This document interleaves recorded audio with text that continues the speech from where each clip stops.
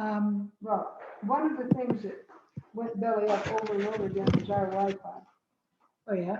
So, and with it, Is that your reason why you, so you don't have Wi-Fi there? landline and, oh, Yeah, man. you use canning jars to make little I'm sorry, what? canning jars. You use canning jars to make canning jars.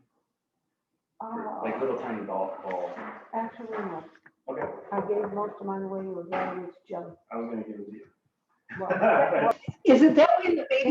Janet's my middle name, and I concaved to drop the Martha and became Jan when I went to K. Yeah, well, we all did things like that at college, didn't we, or before or after? Yeah, everybody adjusts their name. When I was 34, I finally took back the name Martha, and I was glad I did it in time for my mother to see that I took the name back that she gave me. Wait a minute, what, because you were called what, Marty? I was Marty on campus. In 7th grade, I ran for student council, and I made a bunch of construction paper badges that said, "Be a smarty, vote for Marty." So this is, this next person who just joined, hi Ann, is Ann Blanford. I don't know if you, Jan probably isn't gonna remember everybody, but I don't remember anybody. It's all blank. But I Okay. like that cat. Tell me about the cat. Oh, that's Kit Kit. She's my oldest. She just turned 17 the other day. Woo, pretty good. Yeah, I have 6 others too. So, that's a good start. Yeah. so now you, who are you? this is Jan Rowe Solomon and Okay, Dean we Solomon. roamed together in Washington D.C. Oh, my with word. Deanna. Yeah, You had the snake yeah, I did. that slept at the foot of my bed. I remember it got caught in the hot water register. And we couldn't get it out. Oh, I don't remember that. Good. But Ann always signs her emails, Ann and the cats, And in the cats. Ann and the cats. No, Christmas letters too. So So Dean, were you a I was going to ask Dean if he was a Sherwood. You were the shoe. Dean was a follower. No, I was a Philo. Philo. Okay. remember Ray Blanford?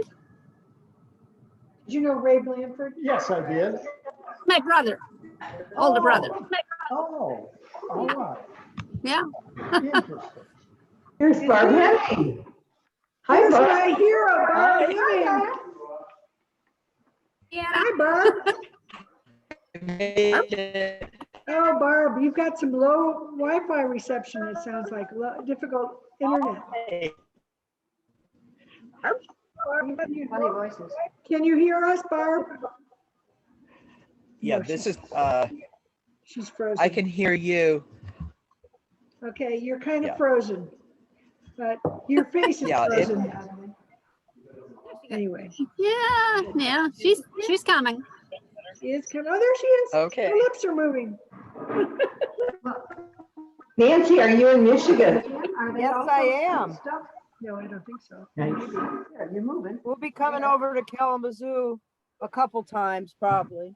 I'd love to see you. Do lunch or something. That'd be great. I That'd be- told the same thing to Jenny when she gets back. Maybe we can all go to lunch. Okay. We're gonna ask Harold Decker to drive Dr. Fleshy over for lunch one day. Wow. So Deanna, Jim, how are you guys? Yeah, we're good. We're good. We got our vaccines and we feel foxy, and we actually went outside and I'm still buying green bananas. What did you say, Jim? What did you say? I'm still buying green bananas. Just to make sure they last and you don't run out? No, if you're too old, you don't buy green bananas. What? I know a singer in his 90s who told me he didn't buy green bananas, so.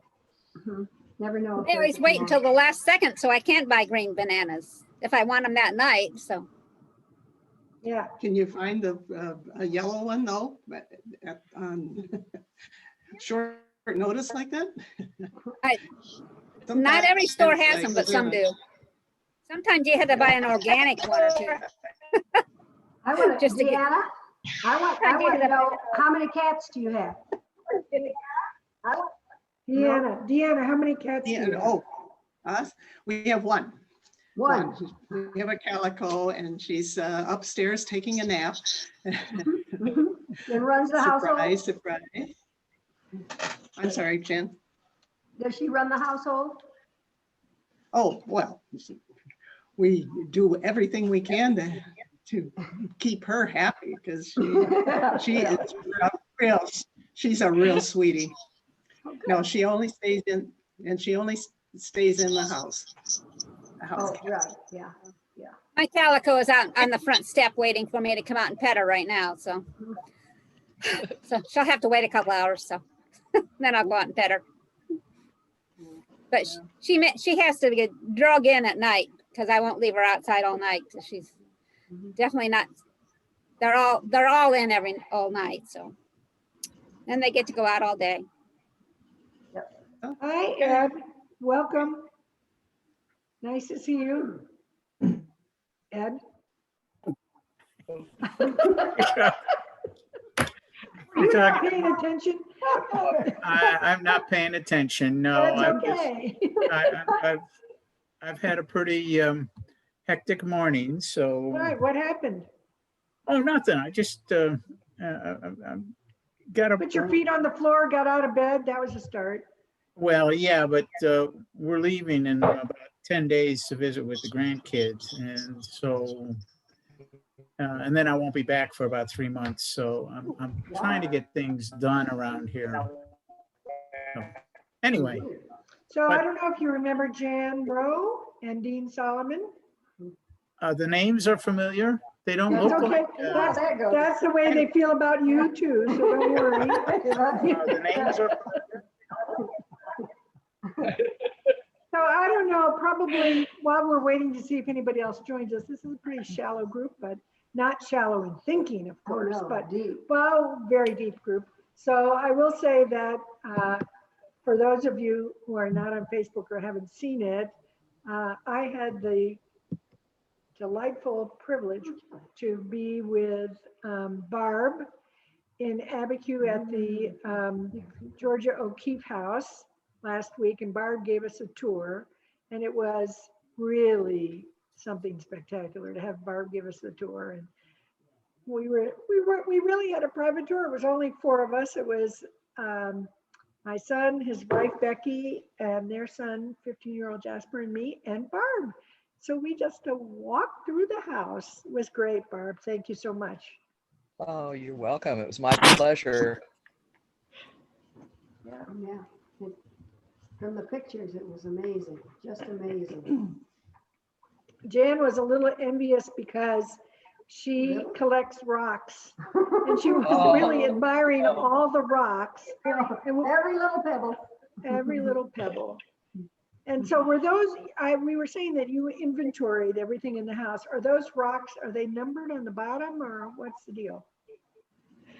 Yes, they have, unless it's washed off, but they have been 10-digit accession number on the bottom of each rock, regardless of how big. Yeah, I got pretty good at little tiny rock. The end number?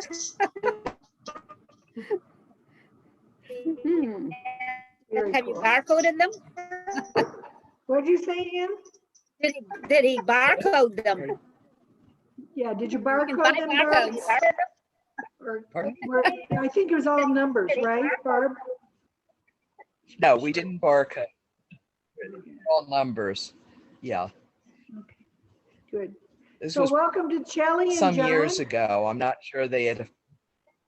Right, but I assume they're in a catalog as well, but you don't know where they all came from, right? No, she picked them up from locally, but all over the world. She'd bring back rocks. Oh. So they went with some- Yeah. But were they, so one of the things we know, they weren't piled up where we went, they're all laid out. Is that the way she had them? She would just have them lay out? They weren't- Yes. Yeah, she did. Almost architecturally. Looks like Chelly Devidock got a haircut. Yeah. Yeah, looks good, Chell. Oh, you're muted, Shelley. She's muted. See this little dot? She's muted. Oh, You're muted, Shelley. There you go. Yeah, Muted, finally Shelley. was able to get There some, you go. come to my house and do my hair. Well, whoever cut it did a really nice job. Did a really nice job. And there's John Hunell. Hi there. Hi, John. I just got a haircut last week too. I gave it to myself. And it probably looks that way. That's good. Then you don't have to worry about anybody coming in your house. That's true. Right. Well, I guess we could move on to Nomadland, although we have a fairly small group. And so what did you guys think about Nomadland? Anybody have any thoughts or want to speak to it? First reactions, just to get us started. has everybody seen it? Oh yeah, has everybody seen it? Yes. Okay. And you want to Anybody say something? read it? No, I Yes. did not. Did you read it, Ed? Oh, You read it? Oh, but- I didn't read it, but my wife did, and so I vicariously, because we saw it when it first came out. Yeah. And then her book club read it and discussed it a couple months ago. And she says there's a lot of differences. Oh, really? oh. So I haven't read it. She actually said, here, let me, since I told her that we were doing this, she said, well, here, I'll find it for you. And after about 15 minutes, I said, forget it. I'll just go on the movie. So did she tell you what the differences were? Well, the main character is different. And outside of that, I think that's the main thing. I don't know, did anybody else read it? I don't think No, so. I didn't read it, so I can't really, Invite your wife into the room. where she is. And I Well, have if to she give her shows some up, ask wine. her to come and tell us. I would be curious So- because I wonder so if Francis. I think What'd you say? so I think the cinematographer chose to replace the author of the book Yes, with he did. one of the nomad people. And Fran from the Fern from the movie is really the author of the book, Jessica Bruder. Yes, I also, I mean, it wouldn't, the movie wouldn't work, in my opinion, if you have the reporter as the main character. So I think it was a good replacement. Right. Well, what's interesting is that those are real people. Yeah. Some of the people in the movie were actual nomads, right? Well, if you look through the IMDb list, Amy, it's just Fran McDougal and I think two other actors who play The smaller male. parts, are the only ones who are not the same name as the character. I Right. I also, think Like almost yourself. all of them are the nomad people. yes. If you look through the I also-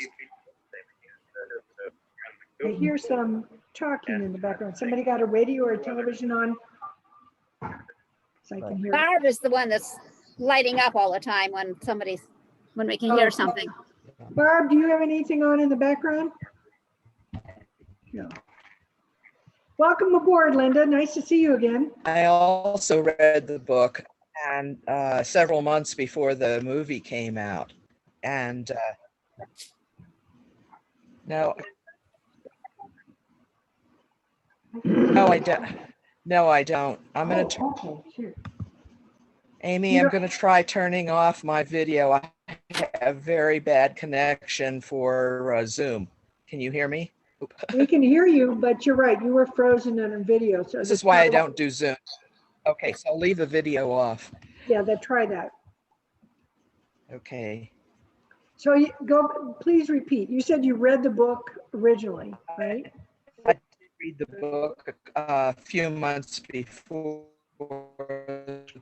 the movie came out, and I thought that they switched the as you said, they switched the main character because they could, and I can see why they chose to do that, but I felt it made a lot more of a point of how the nomads got started and the shifting values in American society and the fact that so many people after 2008 lost everything. And that's kind of what put them on the road. Many walked away from houses that, they had put their life savings into and no longer had the value they couldn't afford. So, but I found the book fascinating, and like with any movie, they kind of had to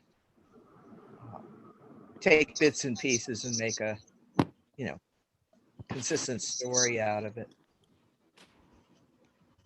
But I kind of got the feeling from, Linda wants to know who's with me. Linda Swan is this person right here somewhere, right there, Jan. This is Jan Rowe, Solomon, and Dean Solomon. So just to give you guys an explanation, in case you didn't know, I left my home in Virginia probably about 2 weeks ago. Is it that long? Maybe 10 days ago. Anyway, and I went to New Mexico, flew to Albuquerque, where I saw Linda Swan Walcott and met her husband, Jim. And we had an absolutely wonderful day. We went on a little birding hike, which was more talking than birding, and which was great. And then we took a tramway up to Sandia Peak and had dinner with them. Also a lot of talking and catching up. And I learned a lot of stuff about Linda and her husband, who in my mind are key, amazing adventures. They've done some really courageous things that I'm hoping sometime I get Linda to talk to us about, because just a preview of coming attractions. You can't talk about it today, Linda, save it for later. But she and her husband one day said, we want to be nomads too. We're going to go to Tanzania. And they went to live in Tanzania, basically right after she retired, which I think is so way cool. And they lived there. So anyway, we had a great time with Linda. Jack and I had a great time all over Albuquerque. And then we went to Santa Fe and we saw Barb north of Santa Fe in Abiquiu, where she lives. And we did a lot of great things in Santa Fe. But the highlight of that part of the trip was that we got to do the Georgia O'Keeffe home with Barb. And Barb is the senior. I'll brag on her. And Barb, just let me say it because I know you're very modest.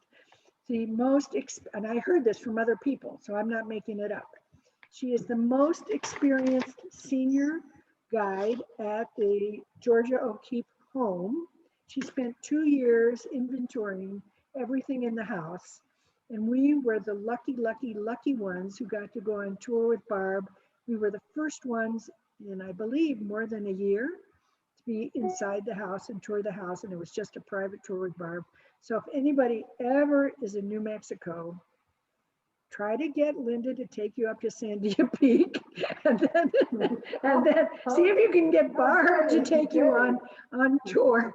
Anyway, so that was our part of the trip. And then after, also then I met up with my son and his family in Taos, and we lived in trailers, really trailers. I kind of felt a little bit like a nomad myself, but these were 50s and 60s trailers, but they were much nicer than what you saw in the movie. I mean, these were all jazzed up, but there was a field adjacent to where our trailer park was. Actually, it's probably run by the trailer park, which was filled with vans and trailers that I think were actually nomads.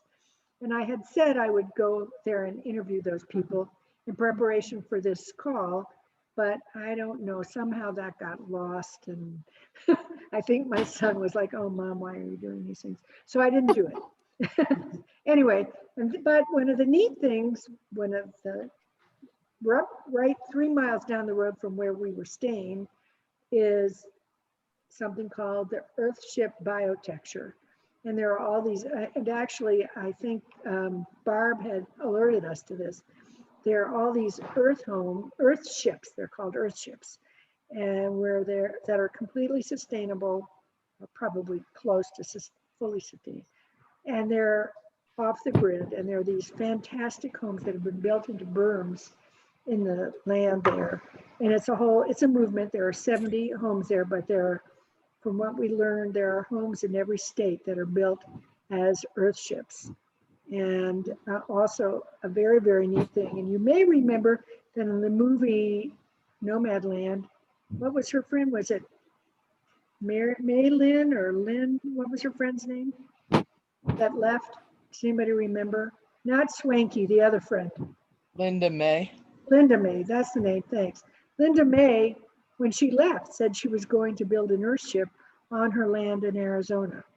She looked at a map and she said, so that didn't mean anything to me when I saw that movie originally, but now that we've actually seen the earthships, I see what she's doing. She wanted, I don't know how she could afford to do it because from what we learned, it's a pretty expensive proposition, like to do one, but they're very cool, very neat things. So It's anyway, going to and be then- hers. What? I don't think hers was an earth thing. Hers was going to be out of all recyclable tires and. That's what cans. earthships are, Ann. That's what they Oh, are. okay. Oh, They built okay. them- I thought you No, underground. they're built out of they have a berm, they're built into a berm, but the walls are built with glass bottles, recycled bottles, tires, everything, most of the things in the house are recycled goods. And they have it all built so that they generate their own power, they treat their own water, they gather their own water and recycle it like 4 times, if I recall properly. Barb or Linda could probably give us more information. So anyway, and she actually names it in the movie, and she says, I'm going to build an earth ship. I'm going to build my earth ship in Arizona. So I think she must have had more money tucked away, or that was an unreasonable expectation, but it's the right sentiment anyway. So I'd like to now, hear something. now I'm in from Boulder. Jan and Dean. What'd you say? Since I'd like to hear something from Jan and Dean, since they're visiting us for the first time on this connection. Well, before they do that, I'm just going to tell you, I think that Jan and Dean are the closest to nomads in our class.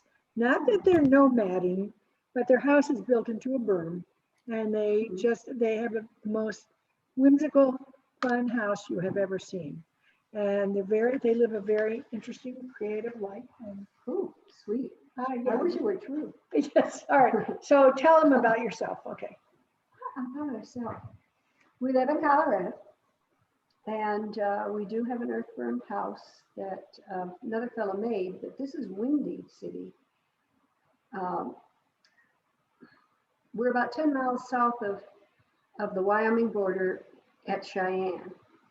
And it is extremely windy, known for it in Wyoming. And we kid that between Wyoming and ourselves, there is nothing but one barbed wire fence and 2 of the strands are down. So everybody knows you don't put your trash out on the road because it'll blow away. And so we are very fortunate in having an earth-burned home that doesn't stand out against that wind. Though we lost the center right out of a tree this last winter from the wind. But that's all I got to say about earthburn. Yeah, but it's not who you are. Who I are? Yeah, what are you doing? Damn it, some of these people I haven't seen you in 60 years. Well. Oh, that's scary. Yeah. Obviously, we're retired. We had 2 daughters who are very outdoor persons, and one of our daughters is possibly a nomad. Yeah, I would say she is actually. Yeah. She just came back from Antarctica just to get it. Yeah, and she's now packing mules in the, where was it? Pacific Northwest. Yeah, Pacific Northwest. Olympia. Olympia Forest for the government. And she loves those mules. So she experienced a lot that I had seen in the movie, and that housing is very difficult if you are doing seasonal work. She would do ski patrol in both Wyoming and Utah in the winter, but you can't stay there, and you got to be really lucky to find housing, even if you're living with lots of people. And then in the summers, she did more mountain climbing, but as a guide. she'd end up sleeping on glaciers and this kind of stuff. And she spent many a summer sleeping in a car or a guide house if it was close to where she was guiding. And those people, those outdoor people, love to be in the outdoors, whatever their skill is. Maybe it's rafting. They do very dangerous things in their spare time because they're outdoors, but they have to find some type of housing. And very, very few of them have the money to be even as solid as the people in the movie. It's hook or by crook where you're going to live the next season. And their employers do not pay them much if you're ski patrol or guiding or rafting or whatever it might be. And no employer will provide insurance because they know how risky it is. They're not just risking a broken leg, they risk their lives. And they are caught in somewhat the same position as McDermott in the movie. Right. And that they have very little money, but they are more than she, I think, driven to be in the out of doors, to be in what? So I'm just going to add, Kira is one of my goddaughters. Both of their daughters are my goddaughters. So I've watched them grow up. And first of all, how old is Kira? She's over 50, isn't she? No, she's 46. She's younger than that? Next month. Okay, she's 46, old enough. But she chucked essentially traditional living because she loves guiding and she loves the outdoors, which I do think is similar to what we see in NOMADLAND. It's part of the life, and she's been doing it, I bet you, for 20 years. Yeah. Right? And so she just wants to be out 30 years, long time. She chucked, she has a college education. It's not like she's uneducated, just like Frances McDermott, she just agriculture and drama. And she's amazing, but she just wants to be out of doors, and she's happy to do this nomadic lifestyle because it gives her what she wants, gives her the thrills and the challenges, which to go back to the movie, I will say one of the things that I enjoyed about the movie was seeing that Frances McDermott Fern she laughed a lot during that movie doing different things. She found pleasure in it. Even if she was I don't think she loved scrubbing the toilets, but she had a good time being one of the bad bitches of the Badlands or whatever, the bitches of the Badlands. I think she had a good time. One thing that I noticed about the movie that I have noticed in our daughter's life is that the people who do this become unbelievable comrades. And there are no tighter friendships. They will give you the shirt off their back and maybe a little of the skin. And that is remembered. Our daughter now could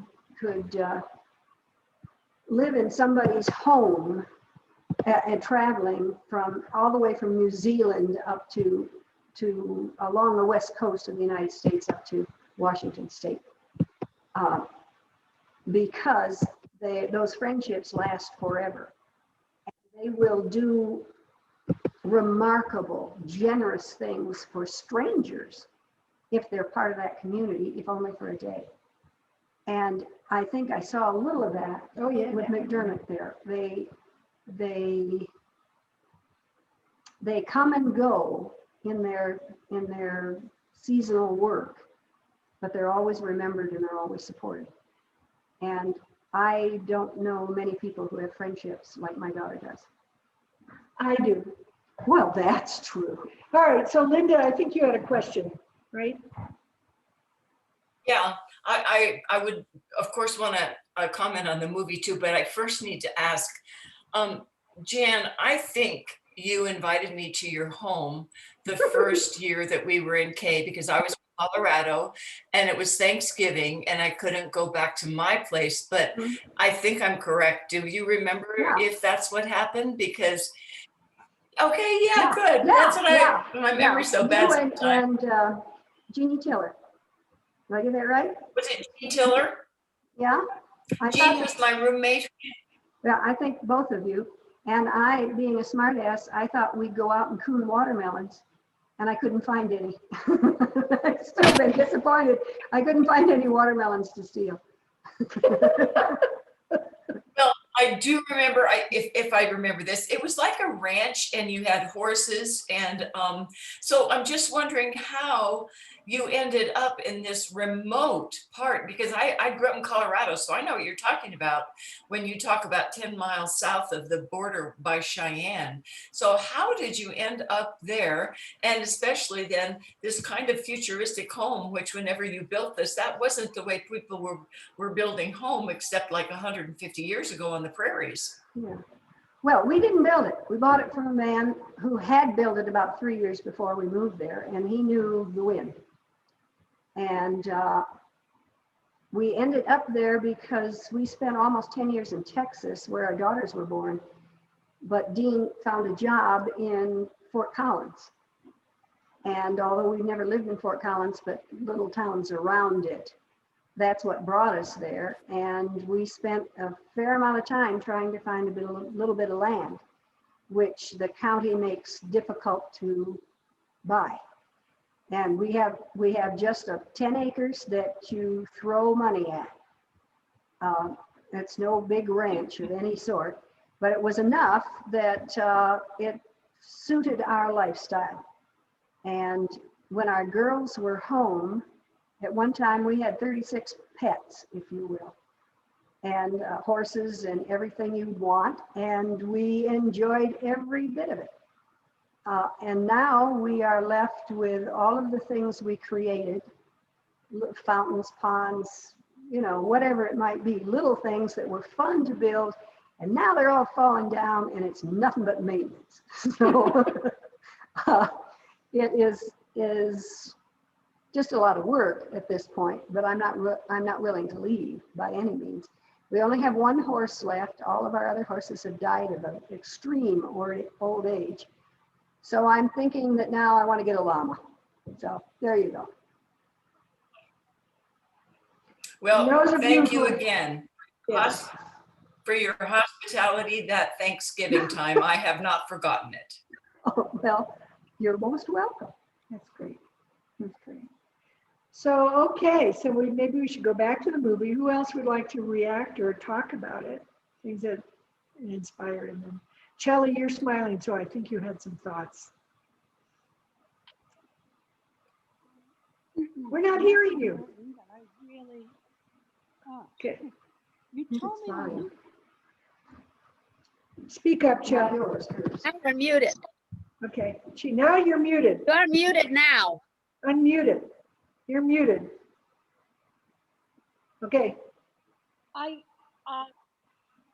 I love the movie. I watched it a couple of times. I plan to watch it again. I think Frances McDermott is just a phenomenal actress.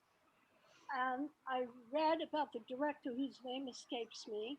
Chloe, is it Chloe? Chloe. And her way of directing, her style. What I thought was fantastic was it didn't feel like anyone was acting.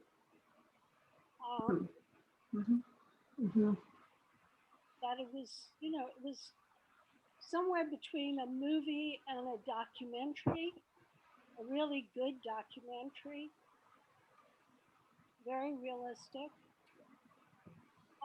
It's not something I am burdened by living in Manhattan and possessions, and I'm a consumer of lots of cultures. So I can't imagine being a nomad, but I like to believe that I could give it all up. It's a fantasy. It is a fantasy, I think. Yeah. And the movie took me there. The movie just took me there. It took me on that fantasy. Great. You know, that kind of, I don't remember ever having an experience like that where you just get so close to people because of circumstances. It's pretty amazing. So Barb, I thought it was interesting that when you said when you read the book, it was about people who lost their homes because of the crash. And clearly that is what happened with Fern, but I also got this sense that for a lot of these people, it was about being able to live out the dreams that they might have missed if they were not free. That they could go on adventures and they could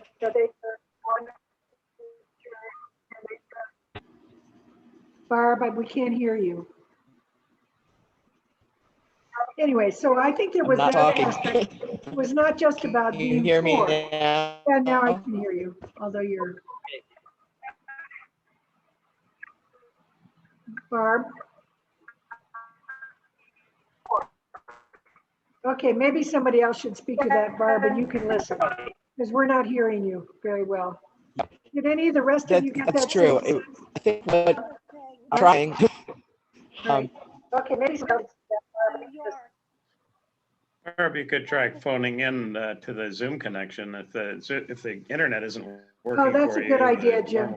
So Barb, why don't you get off of this call and then use your phone and use the dial-in number that comes with my emails and call us, and we'll just do it as a phone in. That's probably going to work better. Because you do have a landline, right? So I'll pick up on the point that was just on the table. I mean, the subtitle of the book is Surviving America in the 21st Century. So I think it was Barb was about to make the point that people were doing this out of necessity. And that's what I got from the book. Don't you remember in the 60s and 70s, there was this countercultural, it was part cultural, part environmental, back to the land, and part of it was the community aspect of it. So people wanted to check out of the corporate culture, which is right.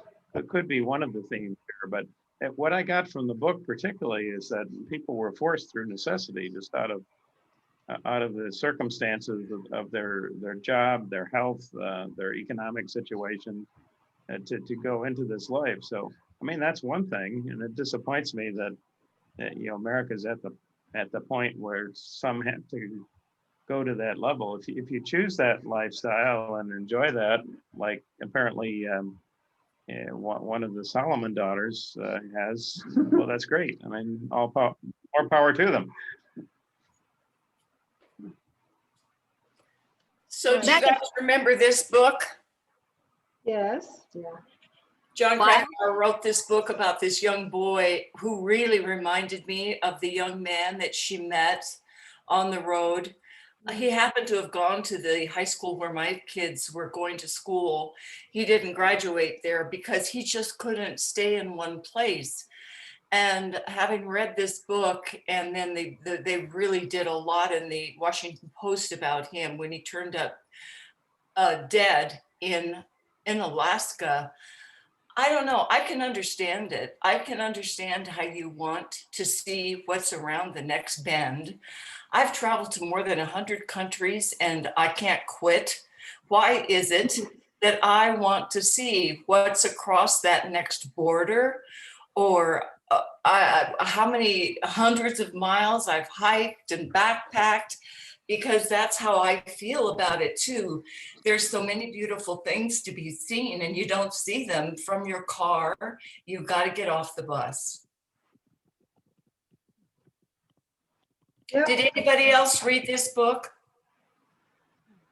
I saw the movie. What is it? Into the Yeah, that's Wild. right. There was a movie too, that's right. Yeah, when I went to Alaska, I said, I have to go to the road where this boy turned off the main road and walked down the road to where he crossed that river that was in the fall when, or no, it was in the cold wintertime before the spring melt. And after the spring melt, the river got so huge that there was no way he could get out of it. And of course, he starved there then. That's how he died. I don't know, he didn't make 25, I don't think. But, you can just see his, I don't know if you'd call it depression. Do you think she was depressed? Do you think Fern had troubles? Yeah, go ahead, somebody else. Joe? We're still not hearing you. Speak up, Shelley. I know you're you muted. Crack a whip. Charlie, you muted yourself. You're going backwards. Unmute yourself. Okay. Speak up because your mic isn't working very well. Can There. you hear me?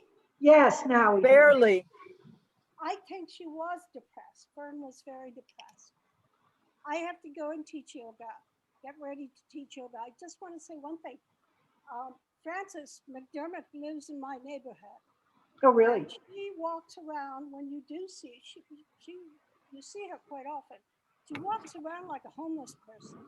Really? She absolutely does not want to make eye contact. And if she goes into a store, and I followed her into stores in the past Stalking? recently. Yeah, followed her in just because, you know, I was struck by her celebrity. She absolutely will avoid any, I mean, she just wants to be totally ordinary. But she does walk around like Fern. She's very. So I actually wondered when sorry. No expression at all. None. No expression. Nothing. I actually wondered whether if she was really acting or if that was really her. That was my impression, that this was really who she was, and it was perfect typecasting. So Style. And I mean, she was like that in Fargo too. Fargo? yeah, Fargo, right. Great. Which raises the question of whether or not she should have gotten Best Actress or Best Actor. Well, if she wasn't really acting, I don't know, right? Oh, I think to be who she is a lot of work. Can I ask another question? Yes, of course. Because I didn't read the book, but in the movie, did it not say that she had wanted to leave her marriage before her husband died, but she stayed on with the marriage because she wanted to get out? She felt like she looked out her back window and it was like everything just went on, and she wanted to kind of get on with it. So did I misunderstand that, or what do you remember in the book if that's? I didn't think that was it. I thought she said that after he died, she didn't want to leave the house because it was a way of preserving his life and his memory. So she waited a very long time until the zip code was eliminated when she could have left sooner. I didn't think it was that she wanted to leave the marriage. Maybe I'm wrong. What do the rest of you think? I didn't get that. You didn't get what? That she wanted to leave the marriage. She talked about being unhappy because she couldn't cut off or he had to suffer so much at the end, and she kind of wondered if she should have helped him end it sooner, but then she didn't. But I don't think. And then she stayed in the house until they took it away from her. So right. So, and her sister was quite mad at her for it. So yeah. I think back in 1985, we were living in Casper, Wyoming, and we drove down to Yuma, Arizona, and we went through Quartzsite, and I swear we saw the campground thing. Really? When we drove by it, and that was back in 85, so or 84, I guess probably in 84. So it was already there. Jan, were you going to say something? The movie pointed out that she had, on different occasions, she had the ability to leave the road. She could have moved in with her sister, right? Or with the fella that she was, Dave, that she was quite comfortable with. But she wouldn't do that. She was in one manner or another driven to move along on the road, to keep exploring, as it was. And I got from it that those people and some other people I know and the people my daughter hangs out with are extremely resourceful. They have a courage out of the fact that no matter what falls in their face, they can deal. They can fix it. That they will be able to move on and enjoy tomorrow regardless what happens. And I think there was some of that in her. Oh yeah. I mean, I think so. and they're all extremely dependent on transportation. And they pointed that out when her truck broke down. And she had to have known she's not making enough money that she can afford such a repair. And still, she goes on. Yeah. And then a large number of those people seem to me were older. They were our age or maybe 10 years younger than me. But I still believe a lot of them were looking for more fulfillment in their lives. They were seeking fulfillment or adventure or camaraderie. Yeah. So I didn't feel like it was out of desperation so much. I think there's a real difference between homeless people and the nomad people. That's right. Yes. Yes. Yeah, I think homeless people are without choices.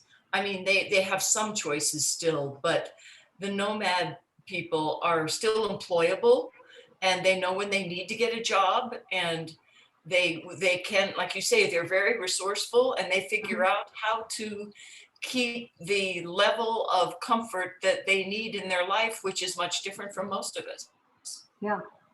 Well, and by the way, Linda Whereas I just, think a lot of the homeless people, I was going to say, Linda happened to send me a letter that she sent to the Albuquerque newspaper about homelessness, because she is concerned about the homeless in probably Albuquerque, but probably all over the country. So I thought it was interesting because she actually, Fern says to the people at the very beginning of the movie, she said, "I'm not homeless. I just don't have a house." Yeah. And that's a big difference. It's a distinction. Yeah, it's a big distinction. Yeah.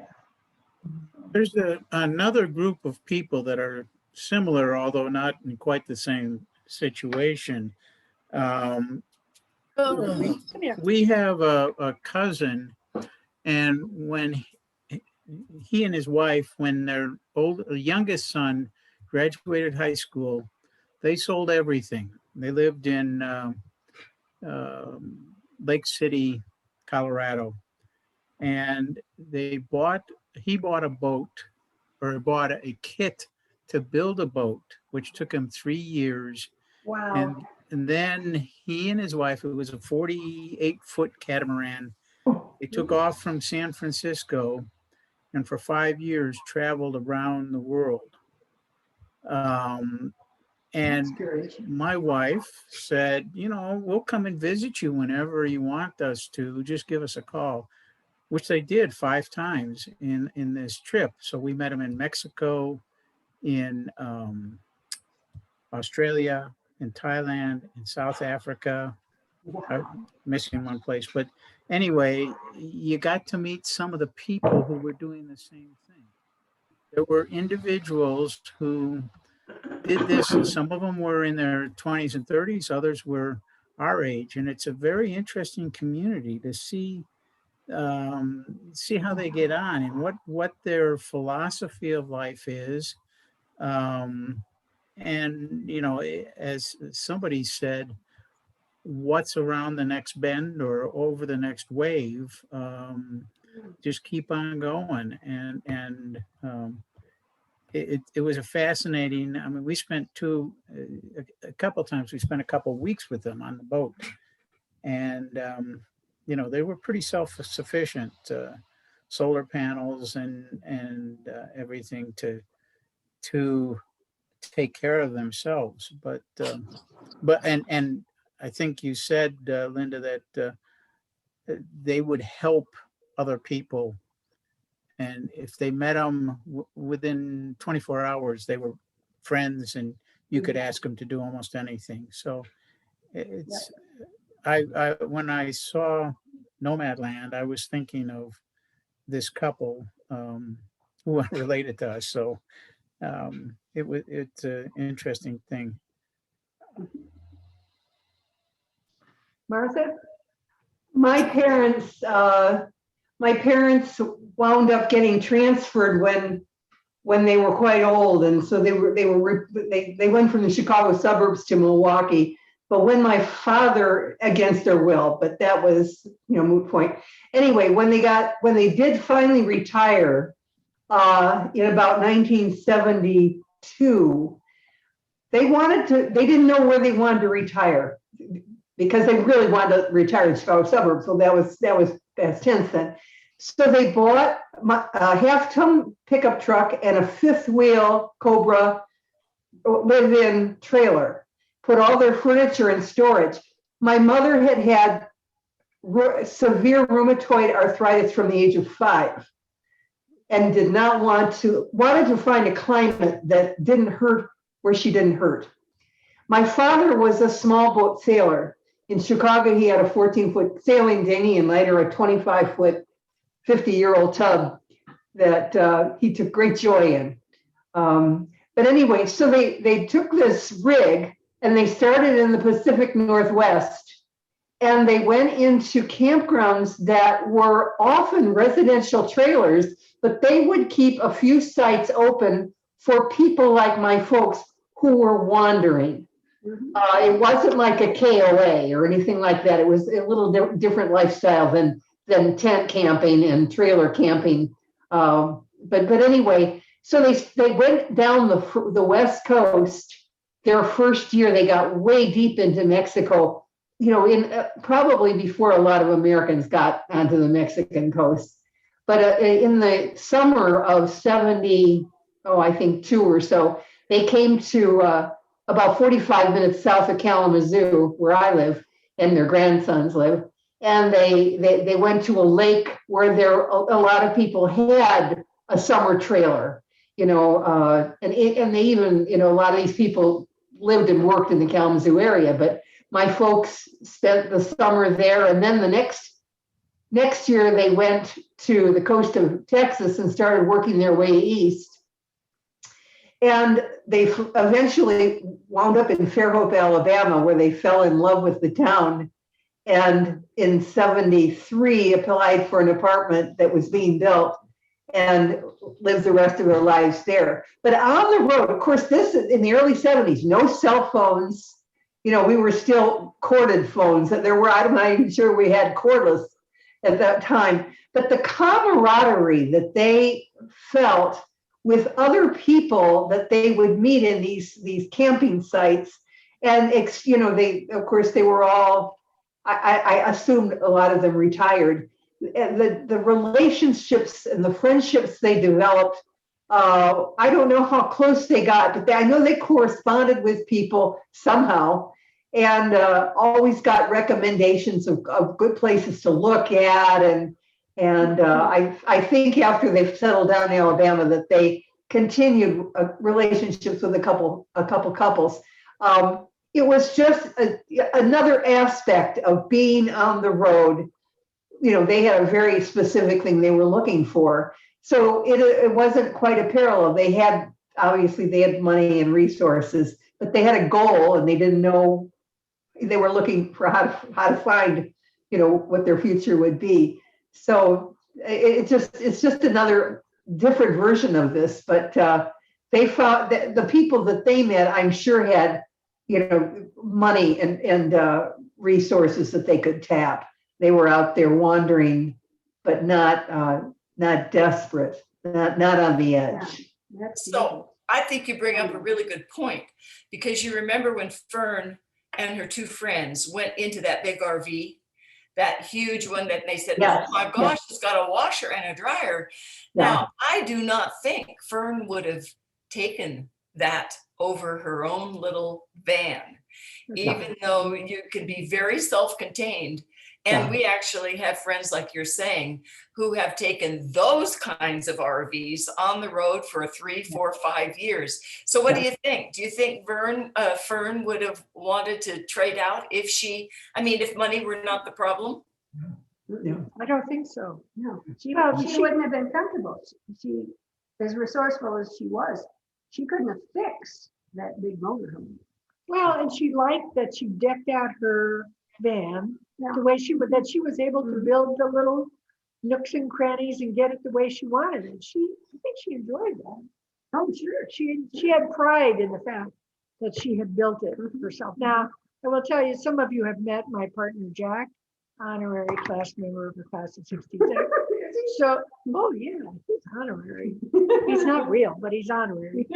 But he had a van before. He and his wife had built a van, which I think was a 60, I should know, maybe it was a 1970 van that was olive painted, and it was called Ollie Van Truck.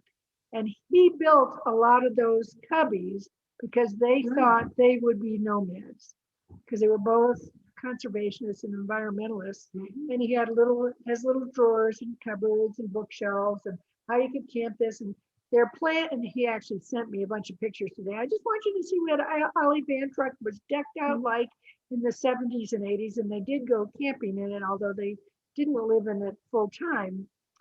The PS to that story is Ollie Van Truck is still alive, maybe not well, but alive, and living in my driveway for the last 12 or 15 years because, all right, don't share this with Jack. I don't really like it because I have a beautiful home with Ollie Van Truck, rusted, but he cannot get rid of Ollie Van Truck because he is sure that Ollie is going to serve him well someday again and live out his little fantasy about riding off into the sunset with Ollie.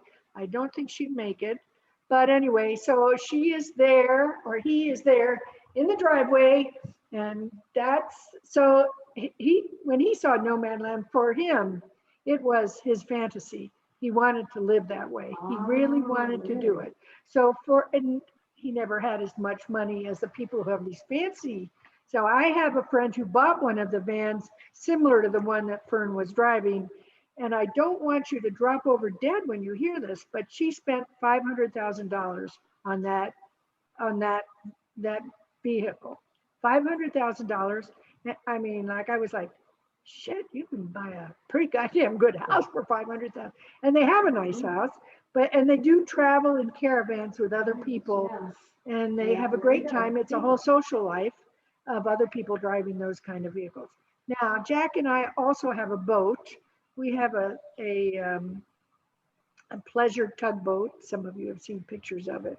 And that also is Jack's fantasy and there is a camaraderie among boaters, but the fantasy and the romance of it does not always work because there's always something leaking or You're talking about Jack. I know, I'm talking, I'm giving you my viewpoint, but anyway. So yes, Jack has that nomadic spirit and he got hooked up with me, poor fellow. All right, Jim, what were you gonna say? Is the boat in your driveway too? No, it's the boat. It's a 32-foot pleasure tug. It lives in the harbor in Baltimore, Maryland. And it's a nice. Not yet, anyway. It will never be. It'll never be in my driveway. It's too big for that. It was trucked from the Pacific Northwest. Ed, you might know it. It's a Nordic tug. So it came from Puget Sound. And it's a very nice boat. But, you know, he really thought he could live on that and journey around the world, but it's not as easy as it looks. For those of us particularly, what? And I was going to say, you said things are expensive. Our cousin kind of joked that every time there was something wrong, it was a boat buck.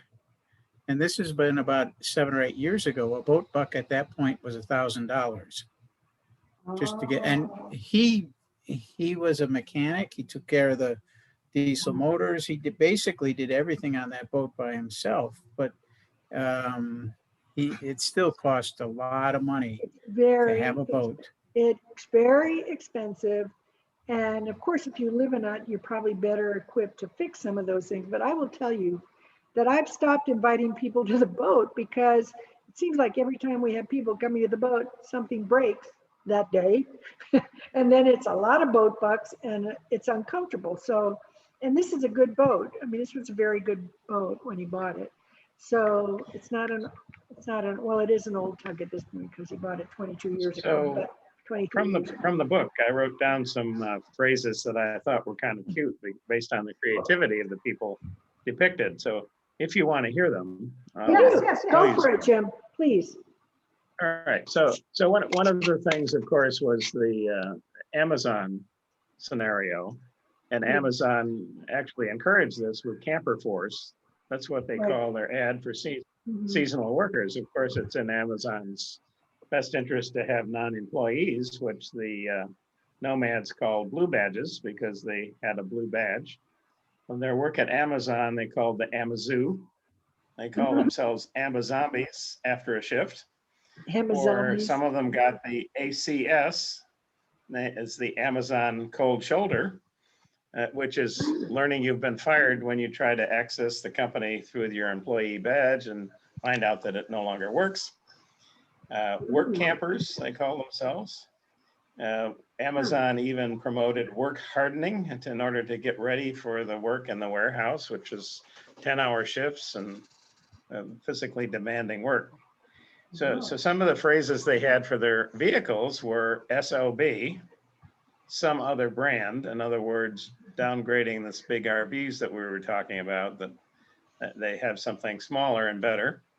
The spring break for seniors, America's largest parking lot, the poor man's Palm Springs. One man they called High Jolly was Haji Ali, because he made the pilgrimage. He's Syrian, and he's started driving camels and one of the first nomads because he carried mail from Los Angeles to Tucson in the early 19th century. And some of the names for vehicles I wrote down were Wheel Estate, Swanky Wheels, Porta Party, and Levan, which was Levon's name for her van, Vanison, Van Gogh, Donna Van, Van Tucket, Vanna White, and Beethoven because of the band Camper Van Beethoven. How about Cat Van Do? Is this in the book, Jim? Van Halen. Is this in the book or in the movie? They were in the book, right? The book. Yeah, okay, go ahead, sorry. Van Halen, a woman named Halen called her book Van Halen after the rock group. Tilly from The Little Engine That Could. I think I can, I think I can, I think I can. Squeeze In. TC, Totally Comfortable or Tin Can. And finally names they had for themselves. They call it the Vanity instead of Family. Houseless instead of Homeless. The Precariat contrasted with the middle class. RTR, Rubber Tramp Rendezvous. Some of them are road schooled. In other words, they had younger people instead of homeschooled. And they're part of the Unbeatable Experience, BEETABLB, which is ABLE, sorry, what was the ad for workers in sugar beets. So I thought that was some of their creativity that I wrote down, thought it was interesting. Very clever. Thanks for saving this for us. Linda. You're muted, Linda. Linda, you're muted. Thank you. Just another thought here. I went onto the website for, I think, that guy who is the beard and who lost his son 5 years ago. Maybe some of you did that already, but his story was very interesting.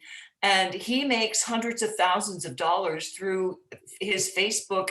Yeah, so Jim Tiefenthal, you are, I'm hoping, my memory is, if it's not right, you let me know.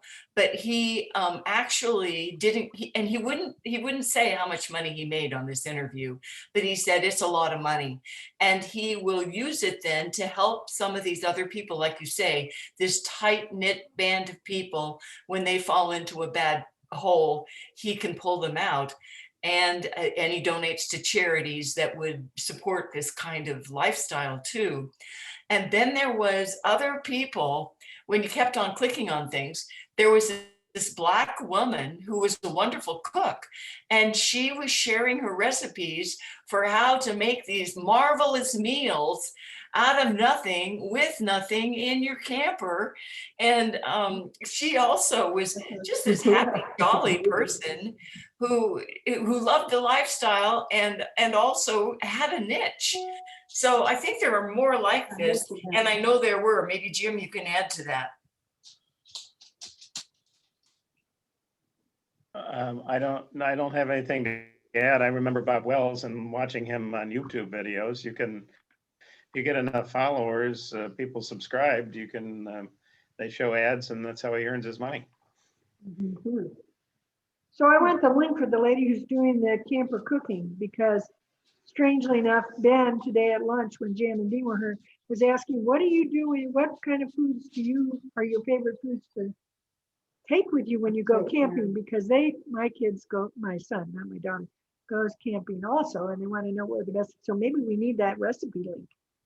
So if you find it again, Linda, please send it to me.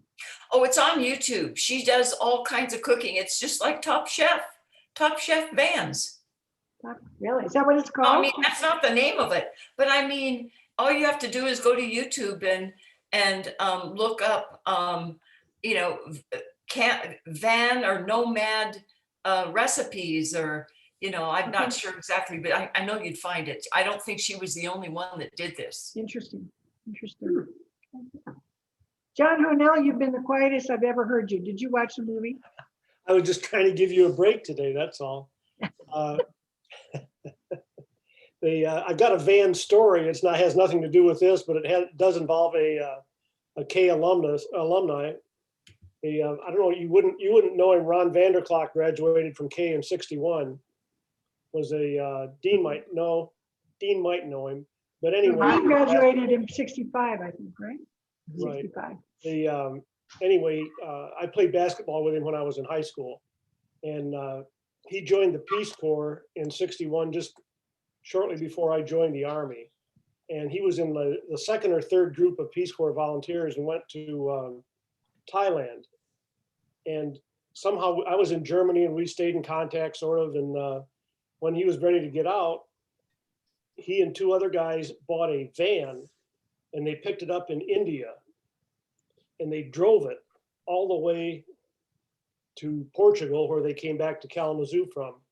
And I actually ran into him about 3 days before I was ready to come back to the States. I ran into him on the streets of Frankfurt, Germany.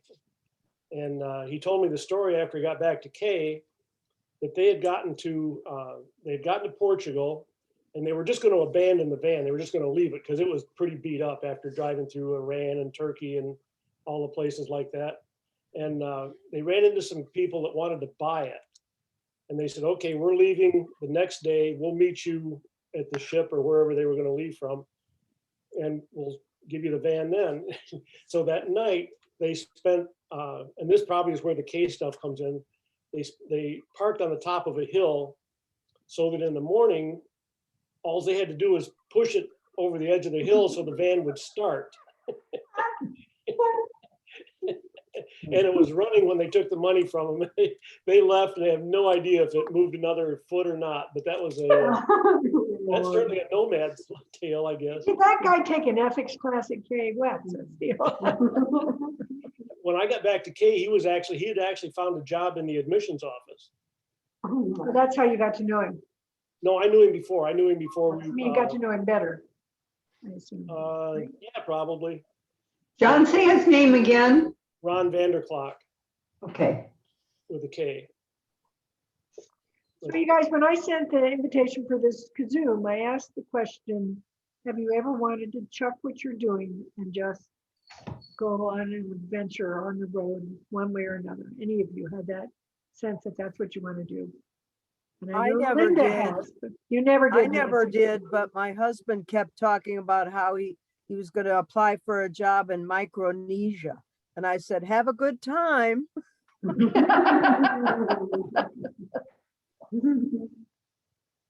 about the rest of you?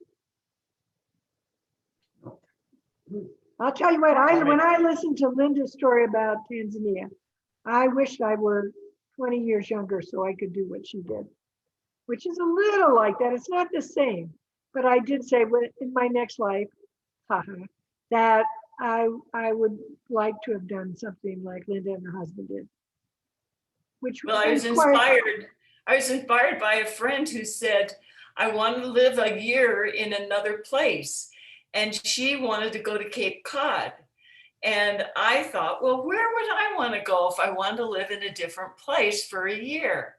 And I thought, okay, I want to go someplace where I don't already speak the language, because I spoke a number of languages. I was, linguistics was my thing.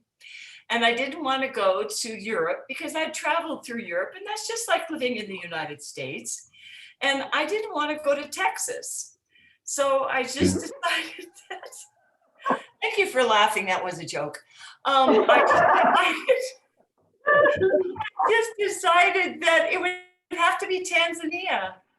And partially because we had climbed Kilimanjaro in 2001. And I just thought Tanzania looked a lot like I remembered Colorado when I was growing up, the small towns. And anyway, I loved Africa, and Tanzania just appealed to me. So that's what happened. That's your Chuck It story. Anybody else thought about doing it or done it? Dan and I, of course, lived about 6 years all together in London and Munich. But I mean, that's obviously those are much tamer places than Tanzania, and we had creature comforts and ordinary corporate jobs. So but still it was, and we've traveled to 50 countries and tried to make contact with people. So we have had some wanderlust inspired by Kalamazoo College. And I think choosing Kalamazoo maybe we already had the wanderlust. The reason for choosing Kalamazoo was part of that. Right. Anyone else thought about doing it? Well, if this holds, yes. I spent 6 months living in northern part of Peru.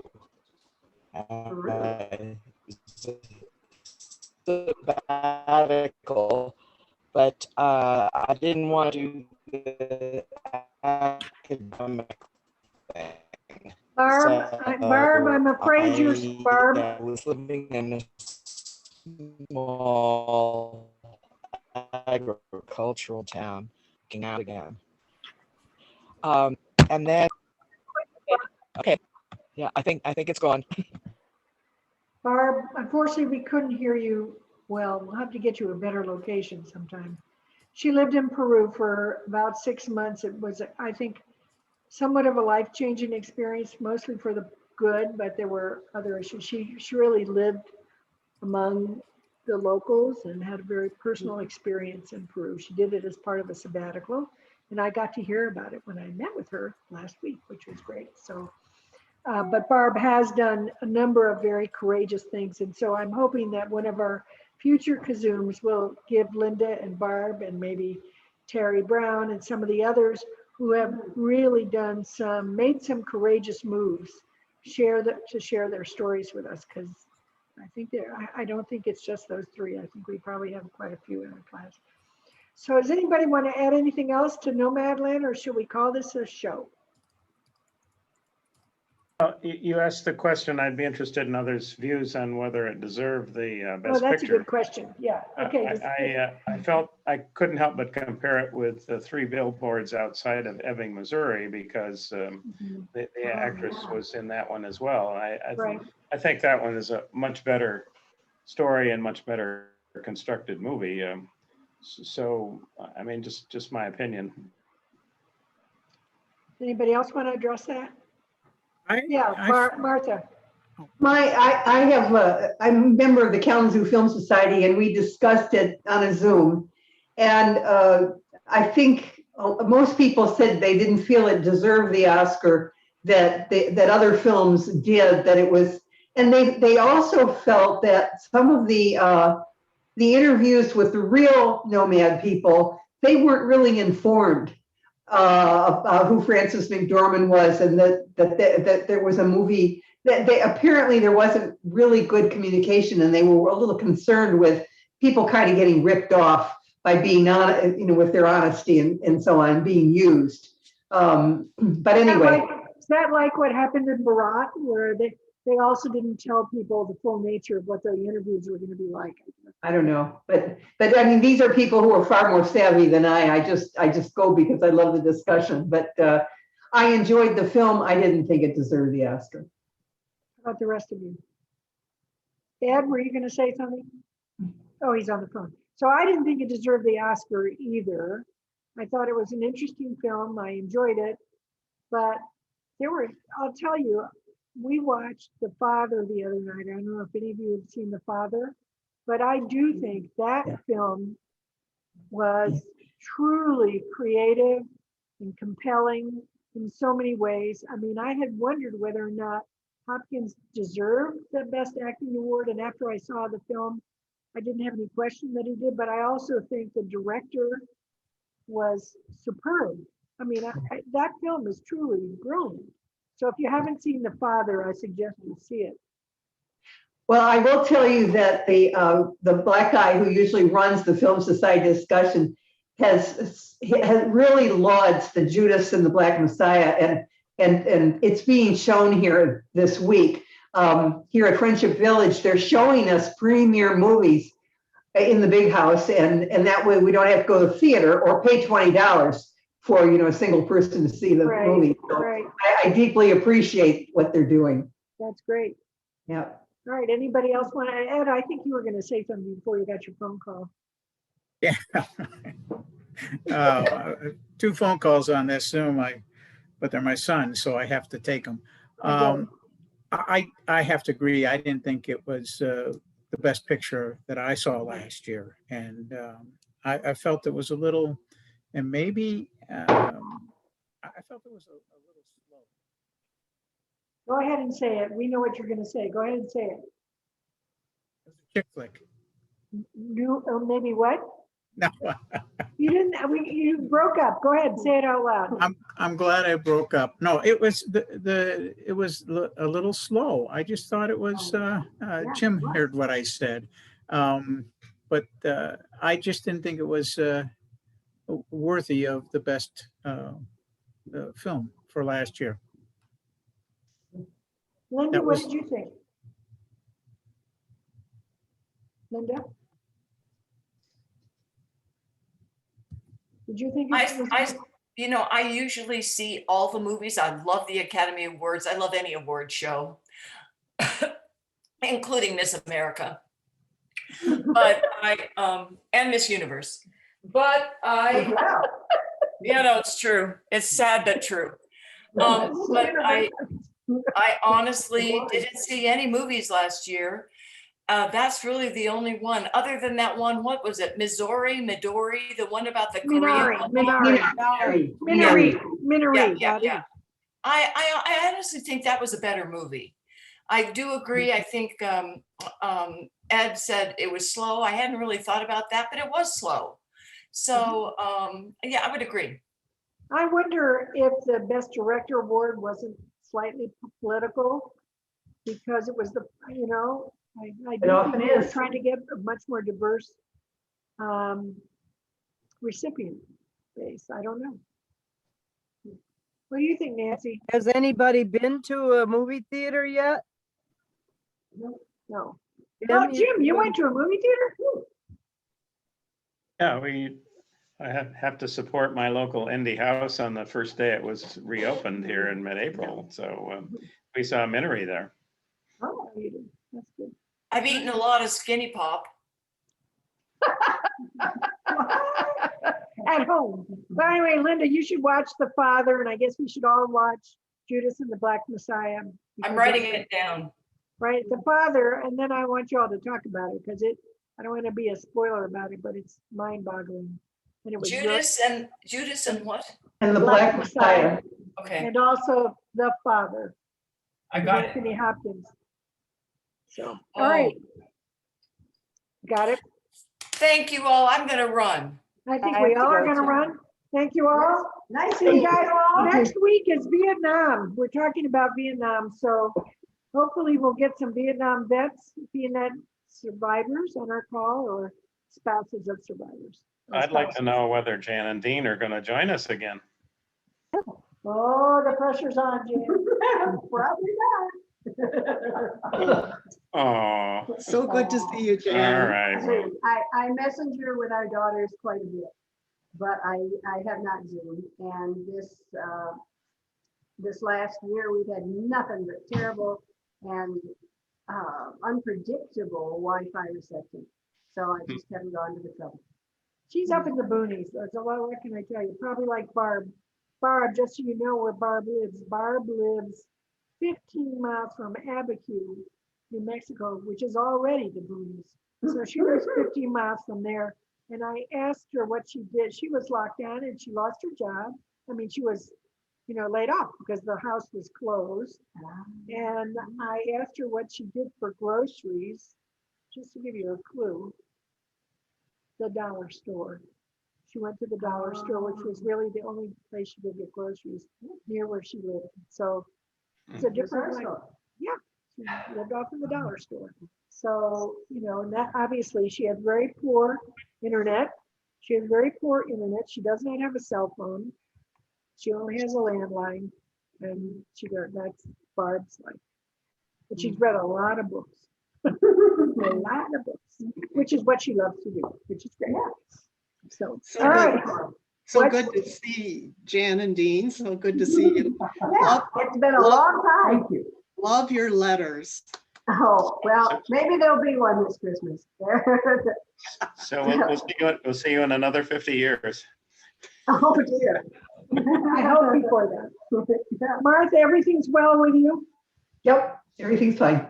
Good. All right. Bye, everybody. Okay. Bye.